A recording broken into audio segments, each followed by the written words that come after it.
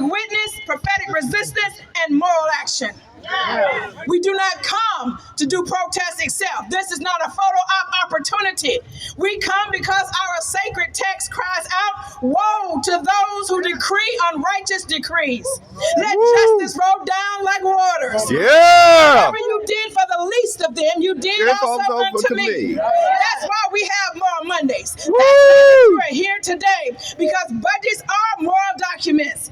Because poverty is not a personal failure, it is a policy choice. Because righteousness is not partisan, it is a prophetic mandate. And because we know that, it is moral to confront the immoral. We are called to the depths of our conscience. Let every heart turn toward heaven and every foot be ready to march. Let every voice of conscience be stirred. How? Why do we stand together? Together we arise shoulder to shoulder, pastors and prophets, imams and Muslims, rabbis and cantors, monks and Dharma teachers, Sikh gurus, indigenous elders, Hindu priests, humanist leaders. We stand not as enemies of the state, but as guardians of the soul of this democracy. Woe to those who legislate evil, who write budgets that rob the poor, who trample the widows and the orphans on the bureaucratic boots, who codify cruelty and call it economic prudence. Budgets are moral documents. We testify that what a nation loves, what it fears, and whom it's willing to sacrifice. And this budget that they're trying to pass is a shameful story. And it may be written in ink, but it bleeds. It bleeds when Medicaid is slashed and 36 million risks losing care.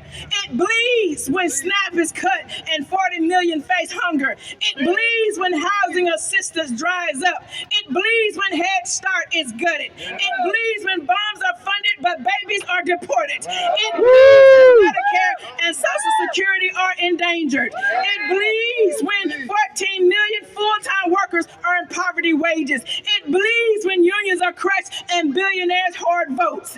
It bleeds when the child tax credit is rolled back. It bleeds when Social Security Administration is starved, leaving our elders to plead for dignity. It bleeds when Wall Street gets wealth and Main Street gets crumbs. This is a physical restraint. This is policy murder. And so we're exposing the lie here today. They say we can't afford it, but they can find walls and not welfare. They say cut the waste, but they protect corporate loopholes and golden parachutes. They say personal responsibility, but they punish the already burdened and downtrodden. So we lift up the truth today. To every elected official, you were not crowned, but you were commissioned.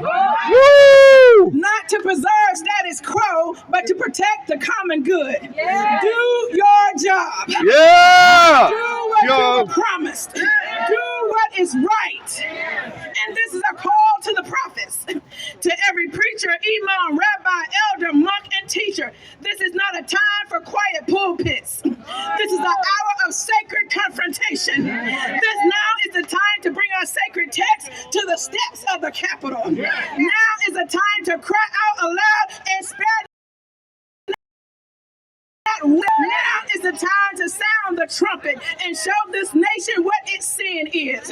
And because the powers and principalities know that when the prophets pray, the empires crumble. And if prayer is criminalized, then we must turn our public witness into an uncompromising movement of moral defiance. We got to begin to have a rallying cry. So now I say to you, clergy, elders, youth, workers, teachers, nurses, and neighbors, do not wait for the right moment. This is the moment. Do not wait to be invited. You have been commissioned. Do not wonder if your voice matters. It does, because you are a moral witness. So if they arrest the prophets for praying, then let the prayers become thunder. If they criminalize compassion, then let our conscience become unshakable. If they legislate violence, then let us legislate love in pulpits, in the courtroom, in the streets, in the Capitol, and in every chamber. Raise your voice.